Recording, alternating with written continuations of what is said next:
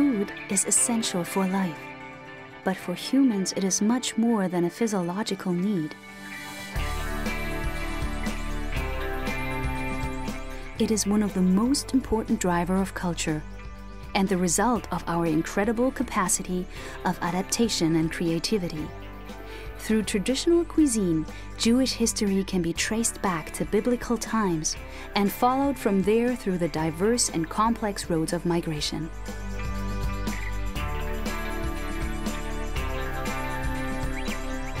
Jews have incorporated local products and culinary traditions into their religious dietary laws during periods of integration and have developed their own eating habits during times of persecution. They have taken some of these cooking traditions to new territories where they have settled and gained new flavors through trading and contact with other Jewish communities.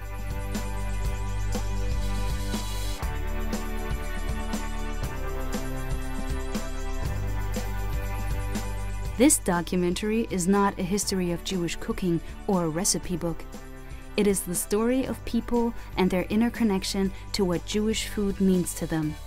This is a story of migration, memories, tradition, and change, where every flavor will take us on an incredible journey of personal stories.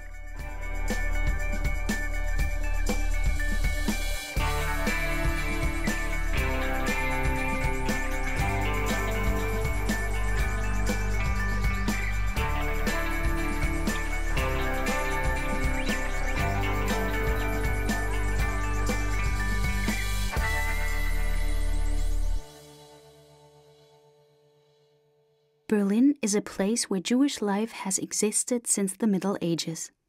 This old line of Jewish presence was brutally cut by the Holocaust, leaving a scar in the Jewish memory and its connection to the city.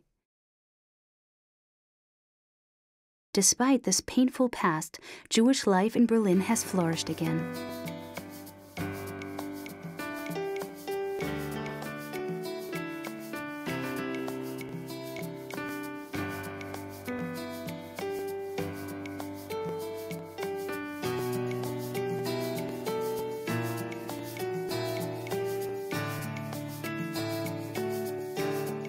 The last few decades have seen new migration waves, mainly from Eastern Europe and Israel. Some have brought their Jewish culinary traditions with them, and others have been eager to rediscover and reinvent them through cooking.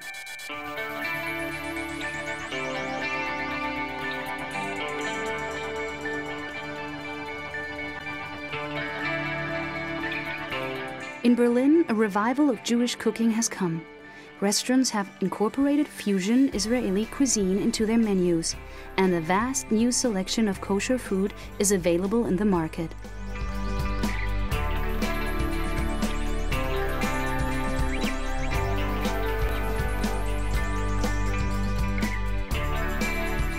You can find young, non-observant Jews searching for their roots by cooking their grandmother's recipes, and observant women posting their Shabbat dinner menus on social networks. This is Berlin, a multicultural society which has always been reinventing itself as a new city.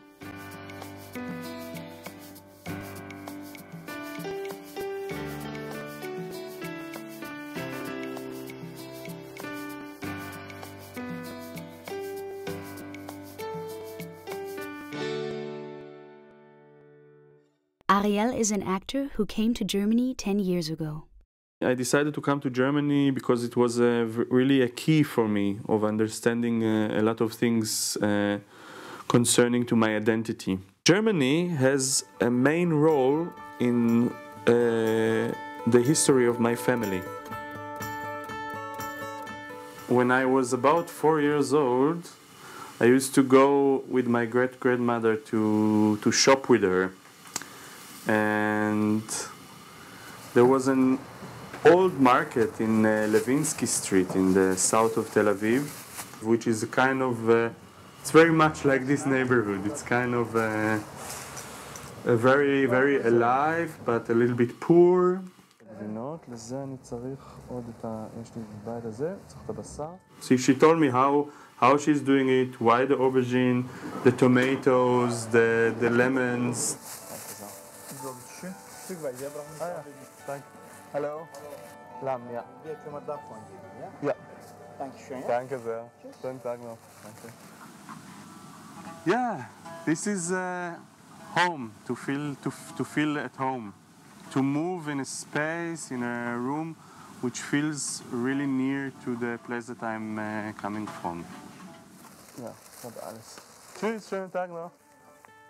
My great-grandfather, he was a physician, and as a child, my dream was to be a physician also when I will be older, but I became a theater maker.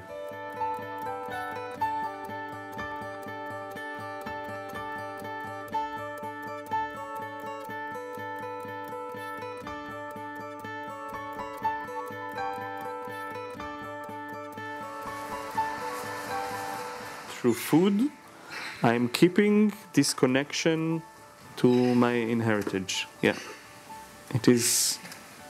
I think it's very clear in the theatrical work and in the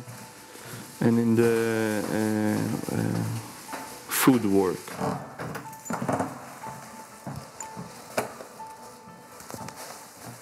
This is a book of my mother, that started to collect her recipes from her mother, from her grandmother, from the aunts, and she wrote everything here, and me as a child I was using it, but in some point she stopped, because she stopped, I think, something around here, because my dad died when I was 11, and from this point I started to collect recipes. So this is dirty, and it contains a lot of memories and stains of food and of oil and of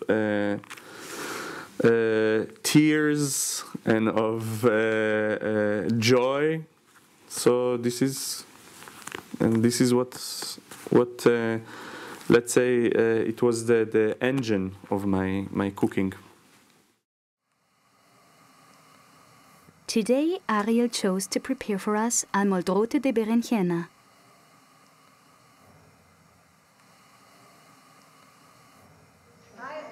This was one of the most beloved dishes of the Turkish Jews, who brought their recipe with them from their time in Spain.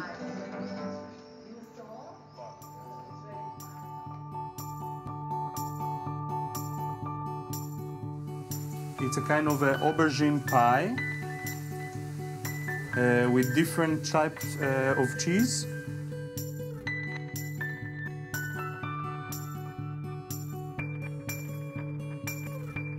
I will move to put the aubergines on the fire. All of them are light, shiny, and green. This is how my grandmother taught me to choose them.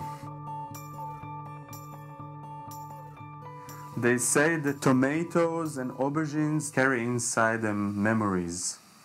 It's not just like a tomato or aubergine. It's like they really carry inside of them a memory. And this memory should be handled with respect. So as I'm burning them, I'm burning them with respect. The thing about the memories of the aubergines is that if you really keep them, then they really release memories in you. So it's a give and take relationship with the aubergines.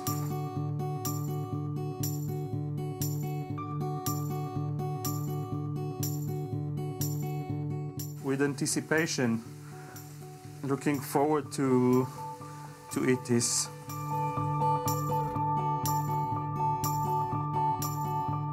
As it was a traditional dish for Passover, the Christians who adopted this dish stopped preparing it during the Inquisition, as it was a sign of Jewishness.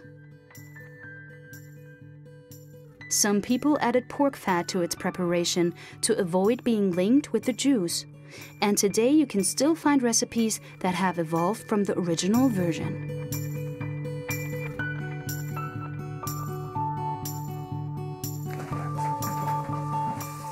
Ariel also chose another dish to share with us, albondigas di prasa, fried balls that are made from a mixture of meat and leeks.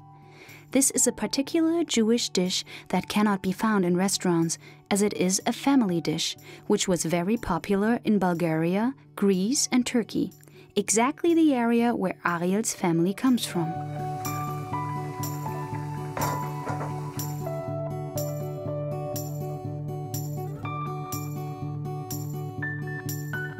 The special thing about them is that you don't use a normal flour or bread. You use matzah flour, the flour that you use in Passover. And my great-grandmother was still cooking until she was 95, and then she died in a Pesach evening. Ariel is now a vegetarian, but he still wanted to prepare this meatballs and aubergine cheese soufflé, as it reminds him of his family tradition for Passover, a once-a-year event.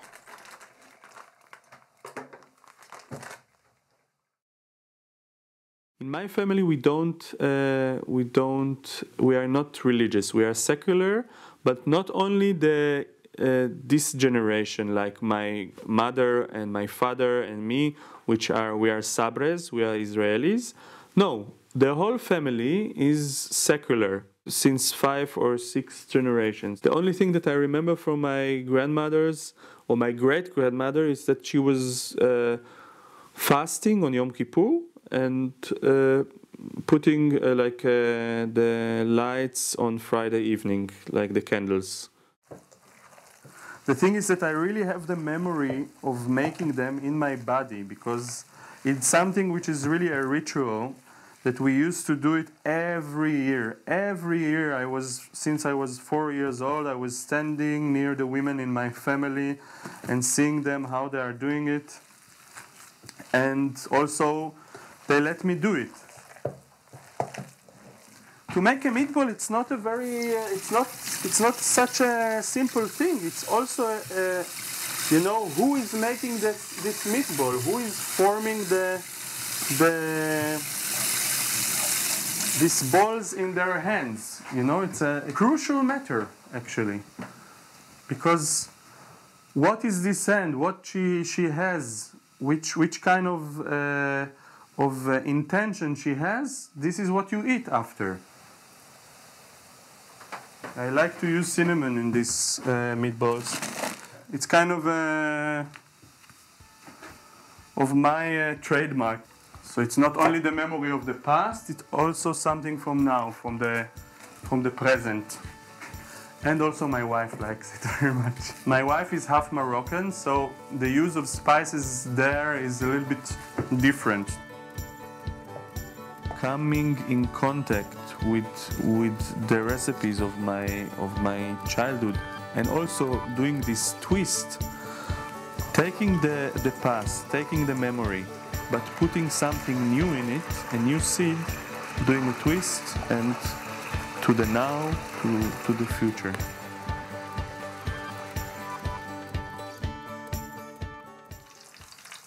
אני מוצא את החיבור למשפחה שלי, לשורשים שלי, לזיכרונות שלי, דרך האוכל ודרך התיאטרון.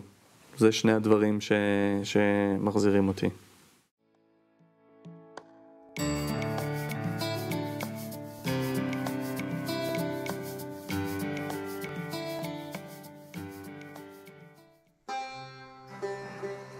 Shaul is an Israeli composer who moved to Berlin as a challenge to grow both professionally and personally. He sold everything he had, left his job, and traveled with a suitcase, a scholarship, his talent, and his family recipes.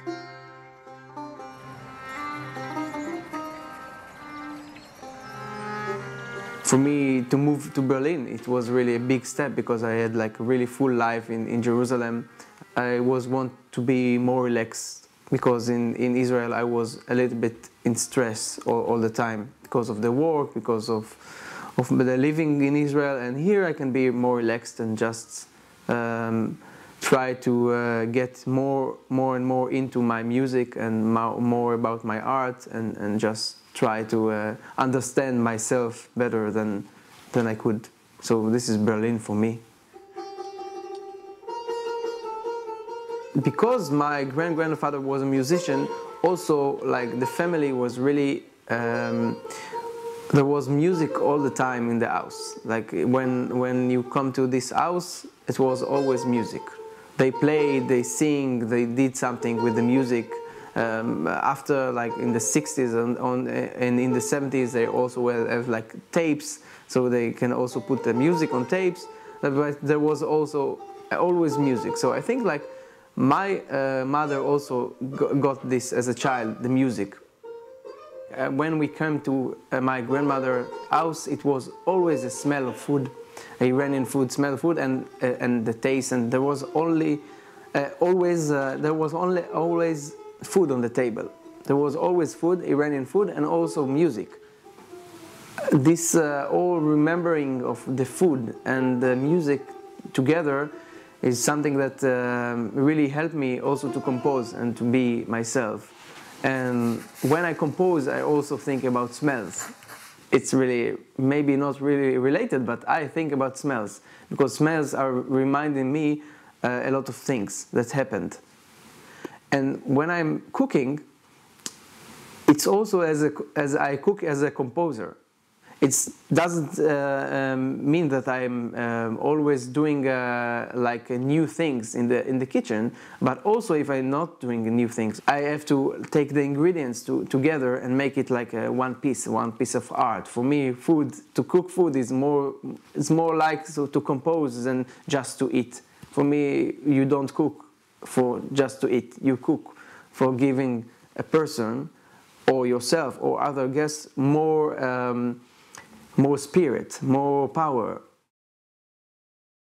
Shaul decided to cook 2 traditional dishes from the Persian kitchen, connecting him with a very old history, that of the Jews in Iran. He chose gourmet zapsi, a stew made mainly with herbs, beans, and meat, which is cooked slowly over a low fire and traditionally served with Persian rice. As a child, I was thinking, a cake of rice, because it looks really like a cake, and then everybody will cut it like a cake. I also remember that as a child, I was really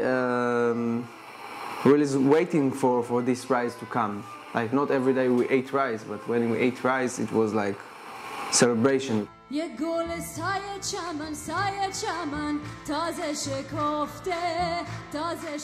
cook this rice, as I remember from my family, my mother, my grandmother, it was like something that really special was when it came to the table. I remember the food, I remember the taste, I remember the smell. For me to make this to friends, to family, to make this rice again, it's like some kind of, like to close the circle. And also I know that it's really hard to make it really, really good, the rice, as I remember.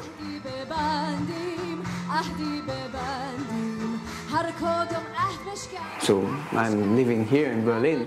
I'm really not close to my house and not close to Israel, and I don't have actually a home from the age of 14 when my mother passed away.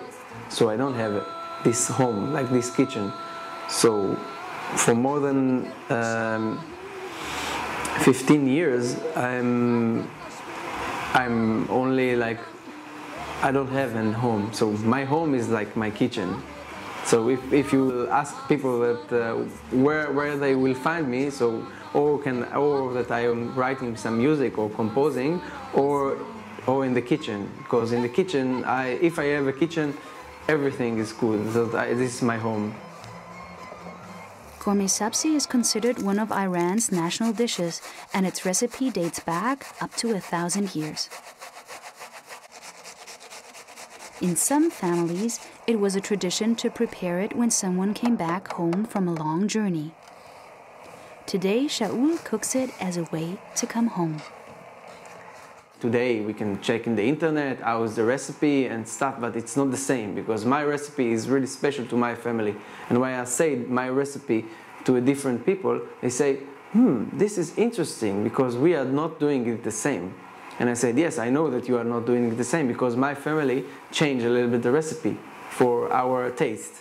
So it's really my recipe, my family recipe. I didn't found yet, maybe I will find another person who did my recipe the same as I do doing it.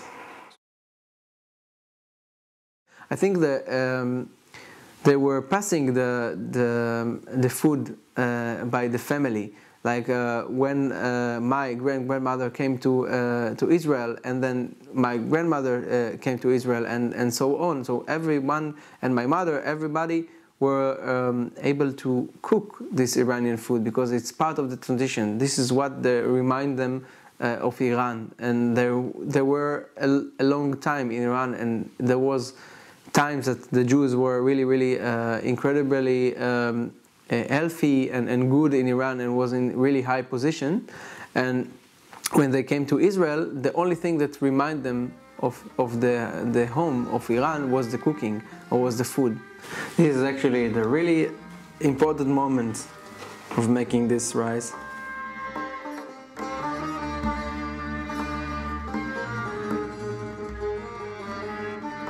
It's really amazing for me to make this and just feel again, you know, something that I don't know exactly. It's really wonderful and it's amazing. I'm eating the food and hear the music, and then I'm feeling like I'm actually in Iran, when the place when my grandfathers and maybe more were living and was creating life and creating food and creating music. And it's wonderful for me to be able to connect to them and to connect to my Jewish place and my Jewish home with the food, with this food. And I think it's really wonderful that you have the opportunity to make it.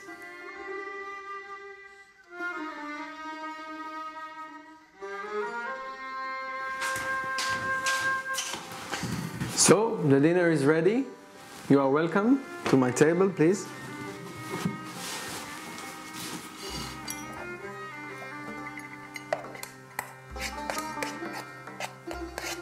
וכשגיליתי שאני יכול גם לבשל דברים מהבית של אמא ומהבית של סבתא, שמחזירים אליי פשוט זיכרונות והרגשה של היותי גם יהודי וגם ישראלי, וגם בעצם ממקור של מדינה כמו פרס, כמו איראן, זה משהו נהדר.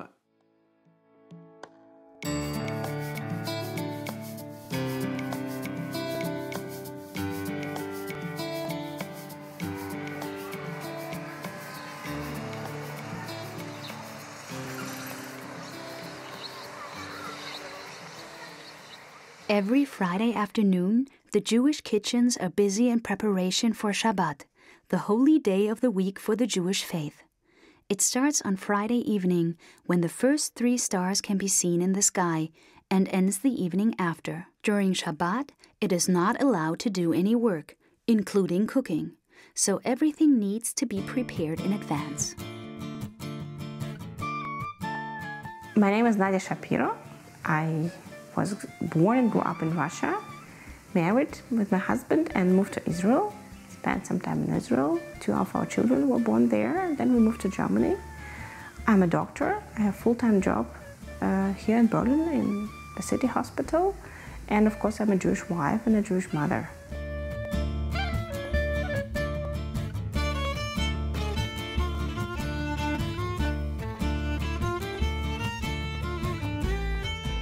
She showed us how to prepare cholent, one of the most traditional Shabbat dishes, as it is cooked overnight and is still hot for Saturday lunch.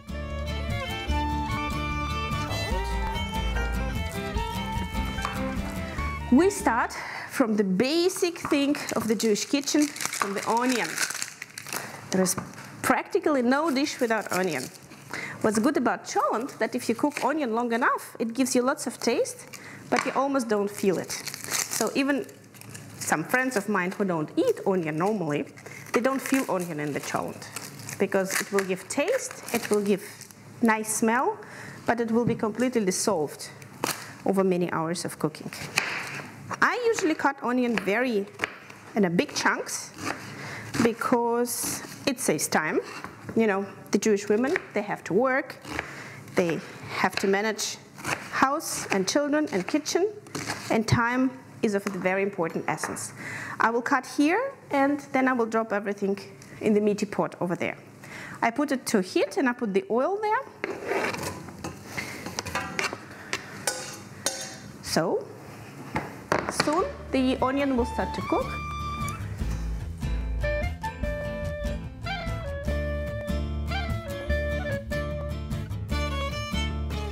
Since in Jewish kitchen, in a classical kosher Jewish kitchen, we pay strict attention to separation of milk and meat. That's why we require meaty utensils to cook a meaty cholent.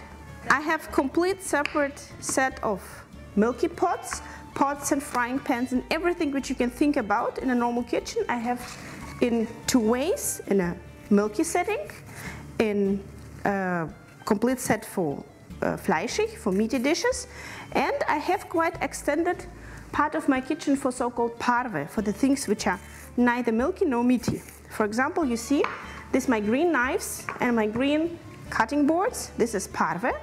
Parve are used for neither milky nor meaty, things like vegetables, fruits, fish, eggs, and it allows me, for example, after I carefully pay attention to separate stuff, and if I cut my vegetables with my parve knife and parve pot, then, for example, part of these vegetables I can use for the meaty dish, and the other part of these vegetables I can use for the milky dish.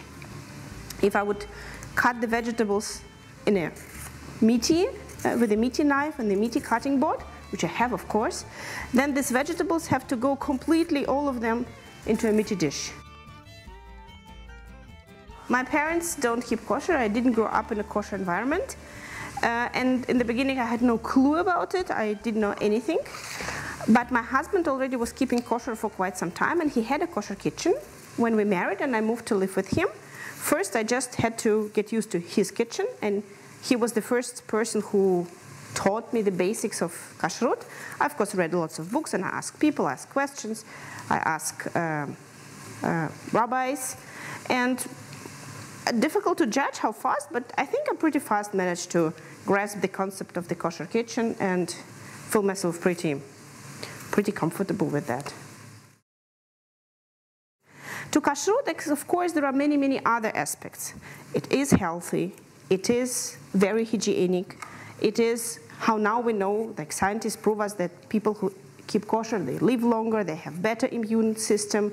There are many, many, many reasons why we do it. But the basic and the deepest reasons is not the science, not the modern society, but the very simple thing. We do it because God told us to do it. It very much structures the life. It very much keeps us to be Jewish, to feel Jewish, and to behave like Jewish. You know that according to the Jewish law, there are three, so to say, core, basic mitzvot. It's kashrut, Shabbat, and family purity. So kashrut stands pretty much on the top of mitzvot, which sees like a basic, like a definition of the Jewish observance. It is believed that cholent originated in the Alsace, and that it is related to the French cassoulet, a very similar slow-cooked dish.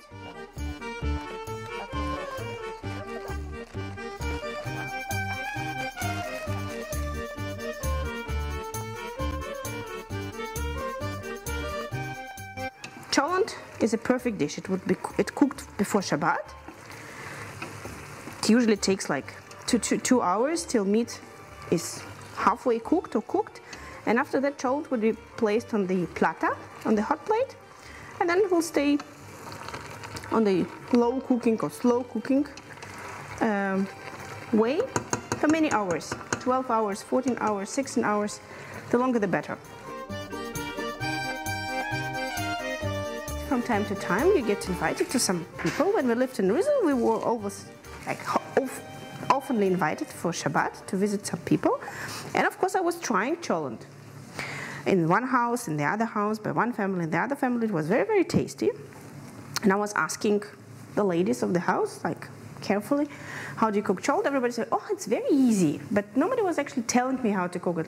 Like, just put everything inside. But if you don't know how to cook, if you're not very sure how to cook, you don't know what put everything inside, have to put inside. I started to look in the internet and the cooking books. I found some recipe, which seems to be not so complicated. I tried it, it was very well, and then over the years I changed it and improved it and varied and used different ingredients. And in the end I came to my own recipe. Before the revolution, the generation of, that's what we probably my grandparents, they lived in Russia in traditional Jewish way. They were Orthodox Jews living in a traditional, in a shtetl, in the big cities. But then came Soviet revolution, then came Soviet Russia, and Judaism was kind of forbidden, and families were destroyed, many people were killed.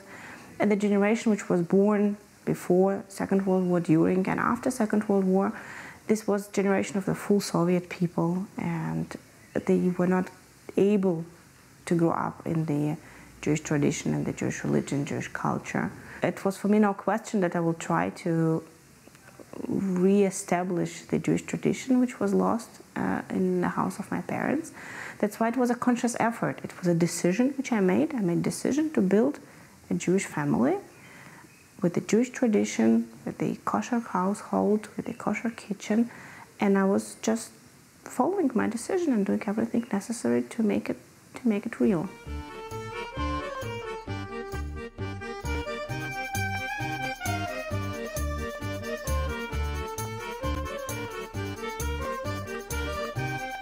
Когда я решаю приготовить какое-то блюдо по традиционному еврейскому рецепту, то я думаю прежде всего о том, что такие блюда готовили моя прабабушка, моя бабушка, моя прапрабабушка, много-много поколений еврейских женщин до них. И сохранение этой цепи поколений, пожалуй, является самым важным для меня, когда я готовлю еврейские блюда.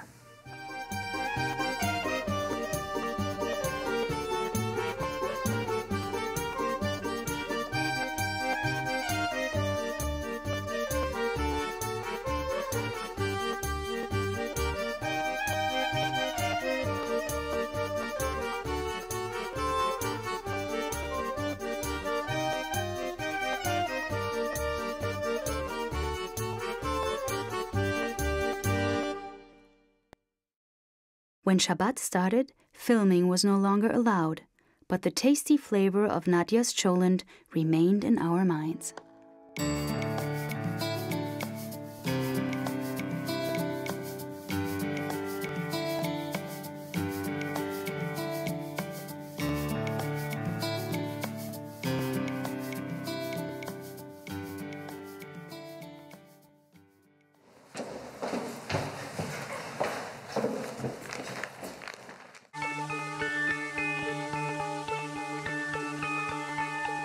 Contrary to Nadia, Pesha grew up in New York in a strictly kosher home, but she rebelled against tradition. In her adolescence, she left her family's eating habits behind. Later in life, she slowly returned to her roots and started to eat kosher again, as part of a spiritual journey.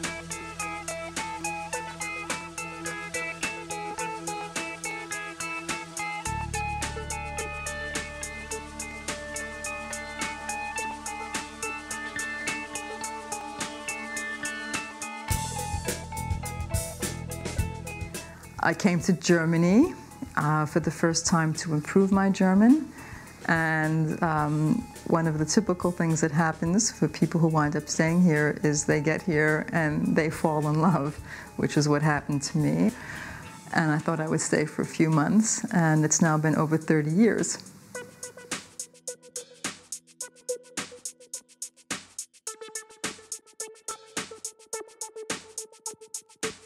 I decided to learn German, not only because I enjoyed reading a lot of German literature, but I thought that would be a way for me to understand Yiddish better. She loves to be creative in the kitchen and rarely follows recipes. One of her favorite meals is a mixed bean soup that reminds her of her grandmother, and that today she passes down to her daughter Francisca, who is named after her granny Frances. Today we're preparing what my grandmother called mixture soup. And she knew that I really loved it, and it was so nice when I went to visit her and she says, "Guess what I made, Peshala? It's mixture soup." And I think that's why I really love having thick and chunky soups with lentils and beans. There are certain things I never learned to make, like chalupshes, stuffed cabbage, or homentaschen. And that's somehow how I also learned to cook, by watching my mother and my grandmother cook. Although my mother didn't make so many traditional Jewish dishes, my grandmother did. And yeah, I hope that I can be as good as a cook as my grandmother was. There is a very, very close connection between my grandmother and my daughter. The decision to have a child was made actually after my grandmother's death. And we were sitting shiva in my parents' apartment in Brooklyn, very reluctant to become a parent. But after my grandmother's death and just seeing how wonderful it is to have a family. And she also carries my grandmother's Jewish name, Chana Freda. The Jewish cooking to me is associated with family gatherings, and I remember just also being in my paternal grandmother's kitchen, my Bubby Birdie's kitchen, and she'd be standing in the corner, maybe peeling potatoes, and I'd be at the table rolling out dough to make kreplach, and so she taught us how to make kreplach, so that was really, really nice. My father came from a very traditional home where they were strictly kosher, and my maternal grandmother, my grandma, because we always used to call her grandma, my grandma, she was also completely kosher. My mother did not keep kosher outside, though. She would go out to Chinese food or whatever, and she would eat whatever she wanted. Keeping a traditional kosher home was what my father really wanted. There was a while, though, when I was getting older, when I was starting to question things, because for me, a lot of things associated with being Jewish, they were for me prohibitions, that I couldn't write on Saturday. I couldn't eat food that other children were allowed to eat. And so there was a time when I actually tried to break away from tradition as a teenager. And I lived a secular life for a very, very long time until I found that there was a spiritual side to Judaism, which I did not learn from my father.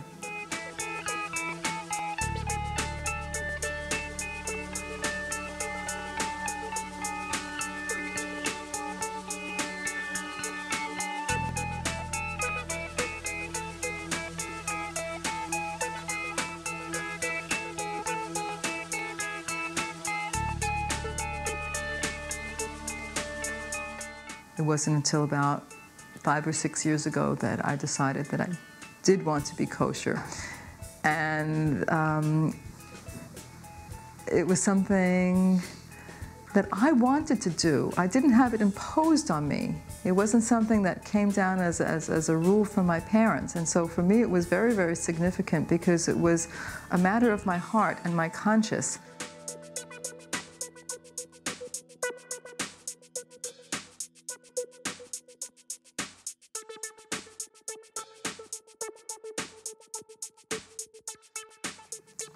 Some years later, my daughter decided that she didn't want to eat red meat anymore. This was independent of me. And so things became a lot easier. And then we began our vegan phase of life a few years ago, when I was gravitating towards not eating much meat or fish anyway. I think it's so that we should think about the process of actually slaughtering an animal and ritually preparing it to be cleansed so that we can consume it. I think that it's supposed to be making it difficult for us to eat meat. My veganism is also closely associated to being Jewish. For me, it's part of Tikkun Olam, healing the world, since I believe that eating meat and having dairy is not sustainable for our planet. And many people believe that that the human race, that we are the masters of our planet, of the universe, but we're really not. Adam and Eve were vegetarians, perhaps even vegan, and the world in those days was a paradise. And it wasn't until people sinned and there was the flood, and when Noah and the ark saved humanity and many species of animals, did Hashem allow people to eat meat so that their bloodlust would be displaced for eating meat instead of killing each other. I would like to go back before the time of the flood.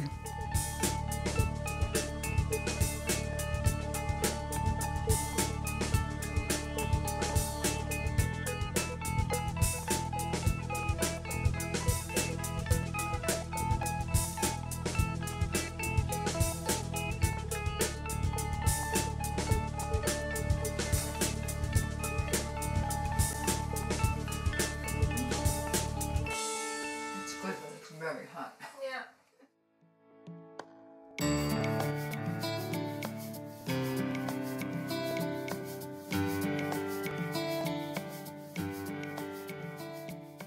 Pesha's Kitchen is not the only one in Berlin that connects Jewish cooking and vegan food.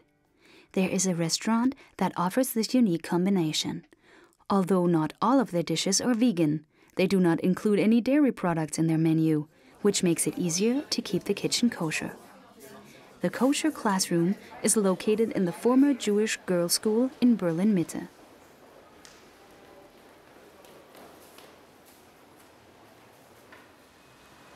The building was one of the last architectural projects of the Jewish community before the Nazis took power. Then a dark history followed. Many of the girls and their families were deported, and the school was closed and taken over by the Catholic St. Hedwig's Hospital until the end of the war. The building stood empty for many years until 2006, when the 4th Berlin Biennial was held there with great success. Today, the building has opened its doors to the public as an ambitious project that has transformed itself into an art and dining space.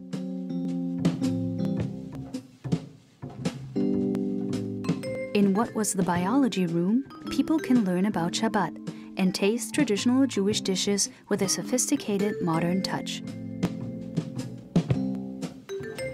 Viele denken, dass Bio und Koscher das Gleiche ist, aber man kann sagen, es hat eine sehr starke Ähnlichkeit.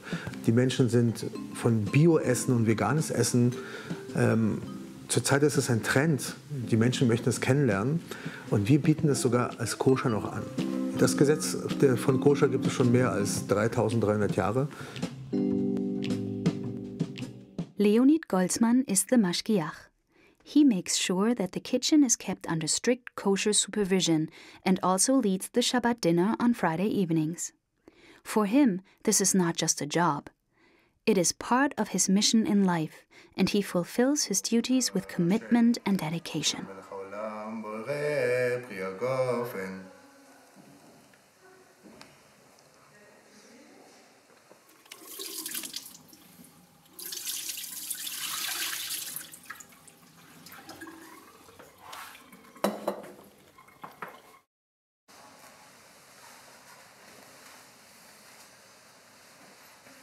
ברוך אתה השם, אלוקינו מלך העולם, המוציא לחם מן הארץ.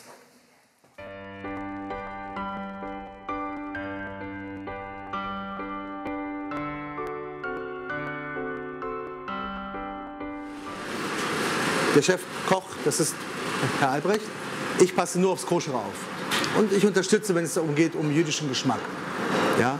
Da gebe ich so ein bisschen, da probiere ich dann und dann sage ich, ja, es ist wie bei meiner Oma oder so kenne ich es aus dem jüdischen Restaurant. Und dann geht es einfach so weiter. Aber die Grundmasse, ja, das sind die Profis, die wissen es. Ich passe auf die Speisen, die als Rohprodukt ins Restaurant kommt und kontrolliere sie nach der rabbinischen Aufsicht des Rabbinats. Der hat mich da hineingestellt, dass ich darauf achte. Und ich sorge dafür, dass in der Küche die Herde eingeschaltet werden, was auch zum Ritus gehört, wenn es um Koscher geht.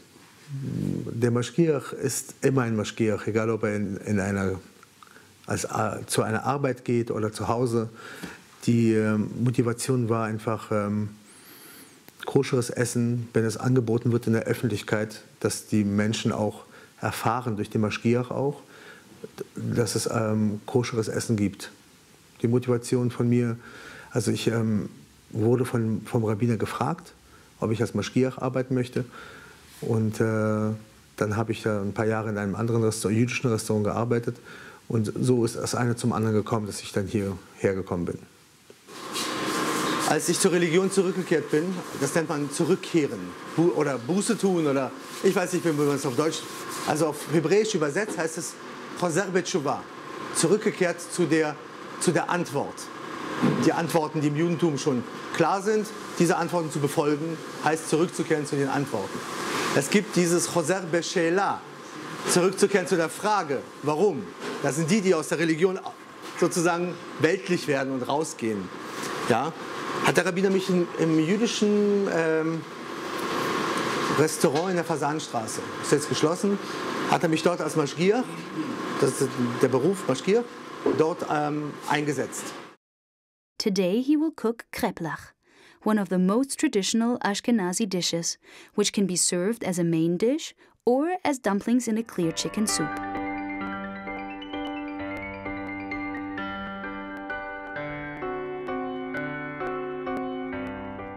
Kreplach are historically related to the Italian tortellini and were introduced by the Jews who came from Italy through Germany towards Eastern Europe.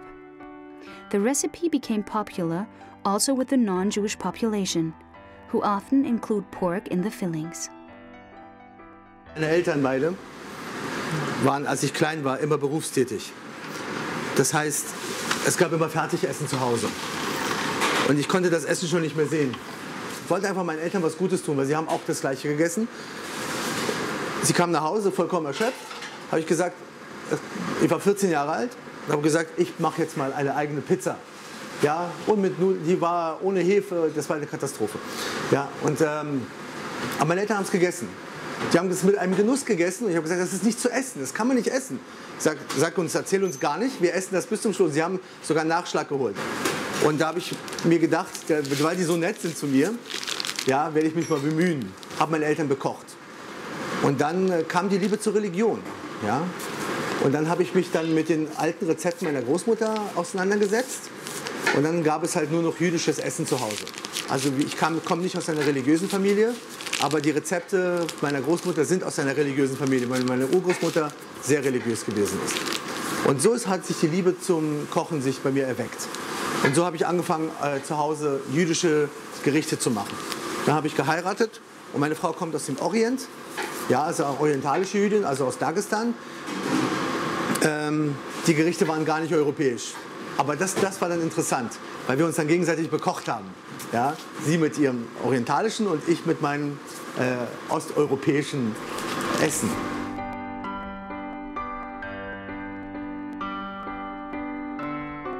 Meine Oma hat das so gemacht.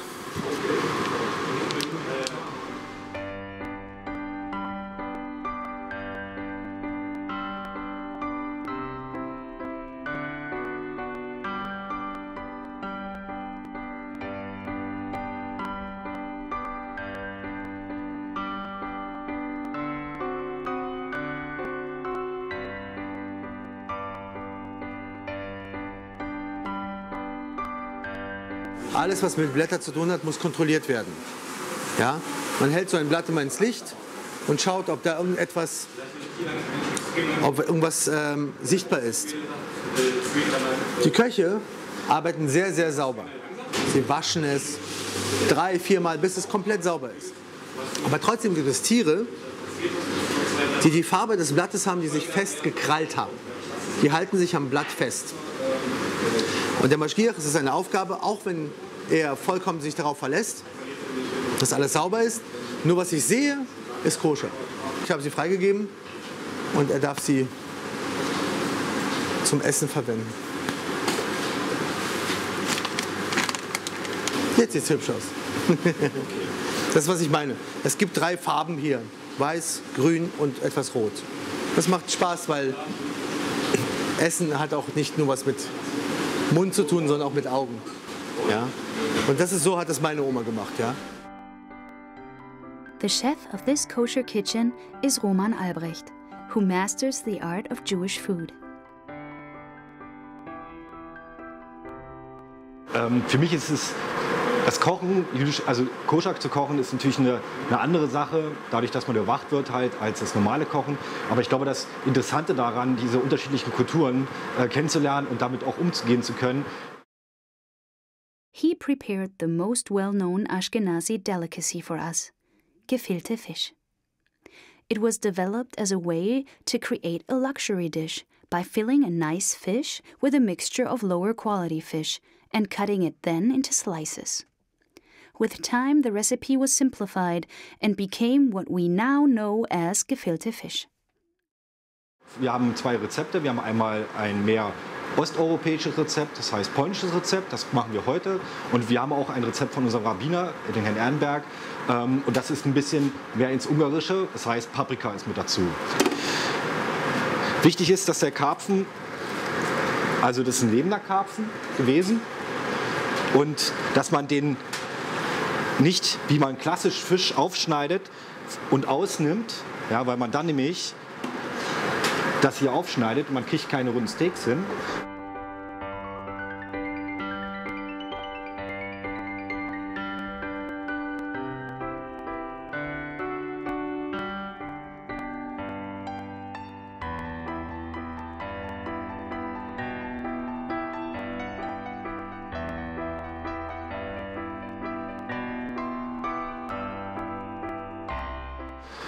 Dazu war ich ein paar Mal in Israel gewesen, habe mir da in verschiedensten Hotels das angeschaut halt. Und der Prozess, der reine technologische Prozess vom Kochen her ist genau derselbe auch wie nicht koschere Küche. Die Regeln, die einzuhalten sind, ja, und dafür ist auch Leon da, der Maschgiach, der Rabbiner ist da. Sehr viel unterhalten mit ihnen, sehr viel über koscher Kochen gelesen, und so bin ich eigentlich dazu gekommen. Unseren Fischfond haben wir hier, und wenn er angesetzt ist, kann ruhig so 2-3 Stunden langsam köcheln, damit das ganze Geliermittel, was in den Knochen drin ist, auch in den Fond übergeht.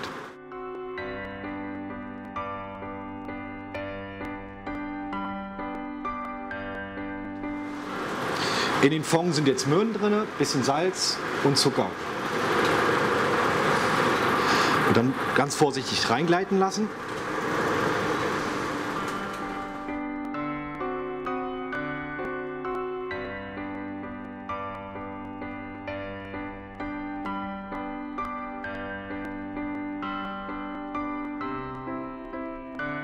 The kosher classroom is an example of a new trend of bringing grandmother's family recipes back to life by transforming them into a new cuisine, attractive for non-Jewish customers and giving observant Jews the opportunity to dine out in a kosher place.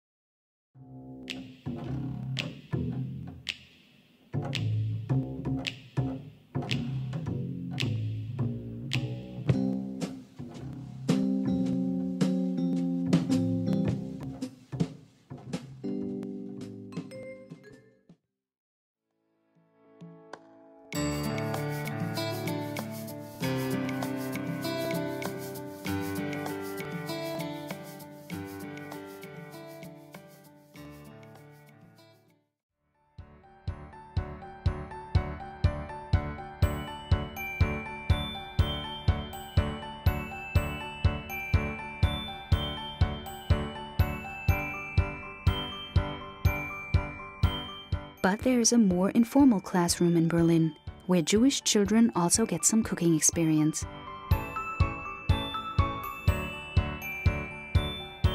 For almost a century, the American Jewish Joint Distribution Committee, known as JDC, has put into practice the principle that all Jewish people are responsible for one another. The JDC aimed to renew lost bonds to Jewish identity.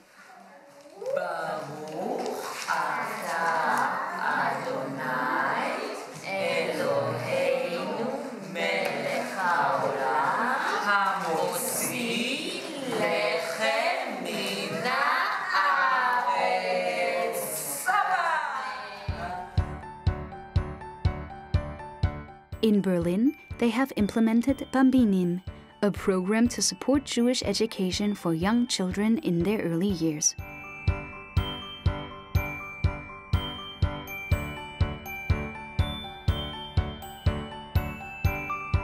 Mein Name ist Flora Hirschfeld und ich bin die Leiterin des Bambinim Family Clubs. Ich glaube, dass die Eltern von dieser Gewohnheit, die wir hier im Bambinim pflegen, also viel mit nach Hause nehmen. Sie fragen uns oftmals nach den Rezepten, die wir nutzen. Manche Eltern lernen auch über dieses Ritual, das wir hier pflegen, selbst. Und ja, es macht ihnen auf jeden Fall Spaß.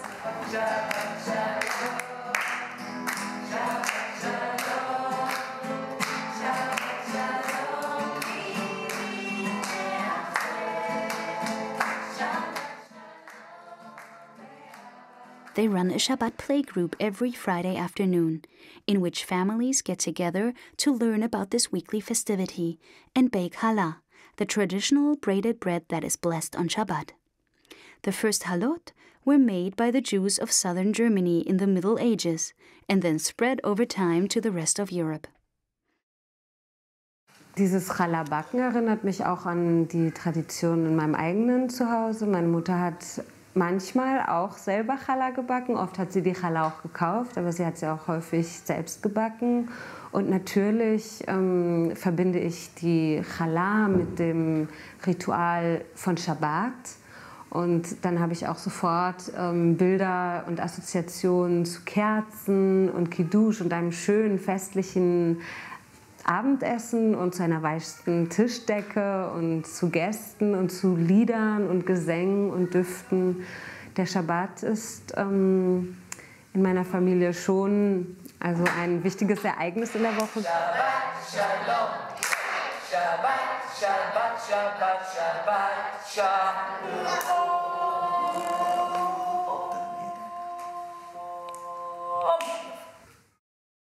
Thanks to the sweet guidance of Yael, the children learn how to bake their own challah, building up a sweet memory to plant the seed of continuity. To actually make the dough, I learned here at Bambinim from the girl who had this same job before me. I had made challah before, but only as a child. So the actual dough making was new to me. Never made challah with my mother or anything like that because she worked when I was a kid. But I have really strong memories of going every Friday in school. We would make challah, you know, and maybe they were like this big. They weren't that big. But I remember like bringing it home and that we would make kiddush and everyone had to have a piece. Like I remember being really proud, like, you know, because I made this challah and that like there was a big challah too, but still everybody at the dinner table had to try a piece of the challah I made too because it was special. Yeah, it always looks really small and then grows a lot. So it doesn't look like it's going to be that impressive, the size, but later they'll be like this big. Like it's really fun, you know, still from, I mean there's something really fun about like, you know, playing with something, like, you know, just like it's like the same fun that kids have. But also, you know, like, I don't know, I find it really cool that now I know how to make challah and like, that it's a skill I have for my whole life, you know, and I am planning on, you know, when I'm older, still keeping a Jewish home and stuff. And so I like to think that, like, you know, once in a while I'll be able to say, I'm going to make challah today for Shabbat, you know. And on the one hand, it's become kind of automatic. In the beginning, I used to look at the recipe a lot, you know, and I got nervous about screwing it up And now it's like I don't even think about it anymore. But I would miss it. I think I'll miss it when I don't work here anymore. It'll be weird in the beginning. It's like, it's fun. It's really cool that this is part of my job, like to make challah every week. And it'll be really sad when it won't be anymore. On the weeks when we don't make challah because we're making something else, like last week we made haman tashen for Purim, they're always a little disappointed, which is really nice to see. They're always a little bit like, oh, we're not gonna make challah? Like they get a little sad. I think maybe like the making of it will fade with time, but I mean, they may not remember, you know, how there's, you know, the details. I didn't remember the details, but it was a really strong memory I had for, like, I still have this really strong memory of myself as a child doing this activity, and I think they'll have it for the rest of their lives, this memory of like making challah, you know.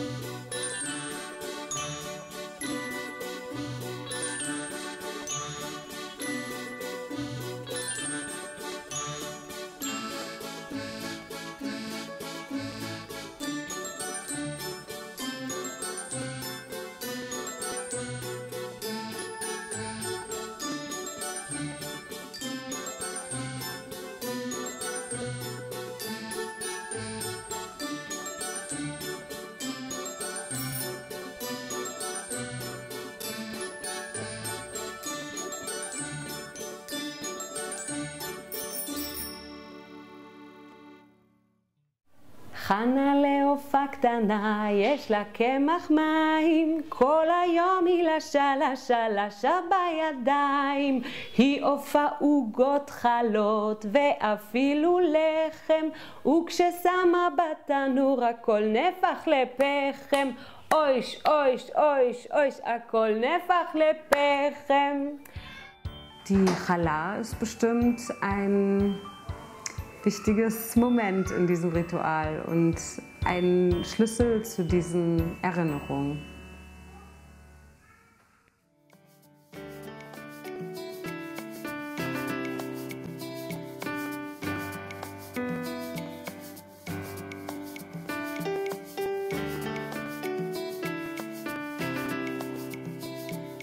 The Jewish cuisine in Berlin, despite growing in popularity, still remains mainly a family kitchen.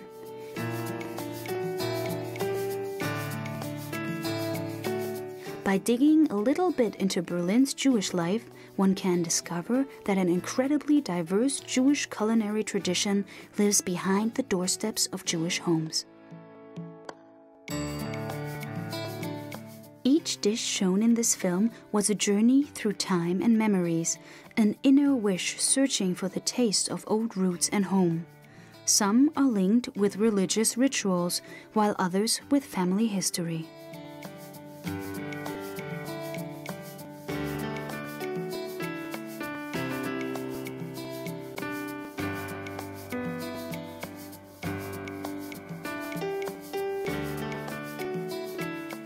But Jewish Berlin is a complicated puzzle, and this film could continue for hours as a never-ending story of testimonies and flavors.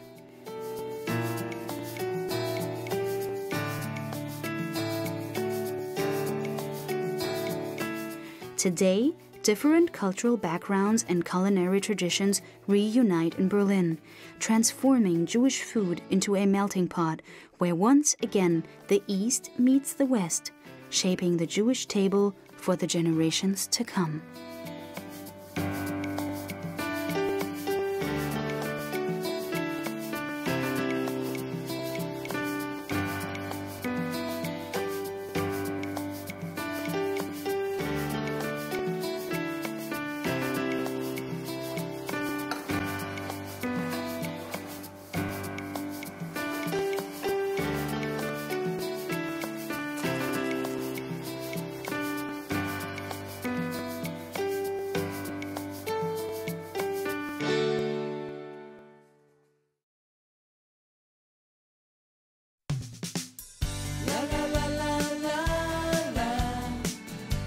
la la la la.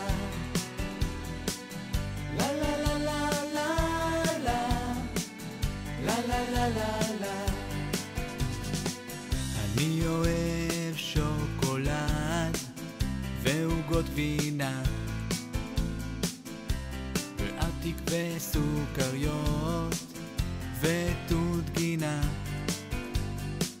אני אוהבת ימי הולדת ושקיות עם דברים טובים ואת השמש ואת הירח וגם כמה כוכבים. אני אוהב את החורף ואת הקיץ ואת הסתיו ואת האביב ואת מה שעכשיו. אני אוהב את גלית בעיקר עם צמות ואת זאת עם הנמשים ואת זאת עם הגומות. אני אוהב את אמא ואת אבא גם ואת שולה הגננת ואת הדודה מים. אני אוהב את סבא ואת סבתא, אני אוהב את אחותי, אבל הכי הכי הרבה אני אוהב אותי. La la la la la la. La la la la la. La la la la la la. La la la la la.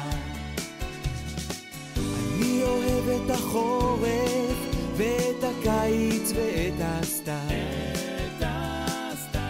ואת האביב ואת מה שעכשיו. אני אוהב את גלית בעיקר עם צמות ואת זאת עם הנמשים ואת זאת עם הגומות.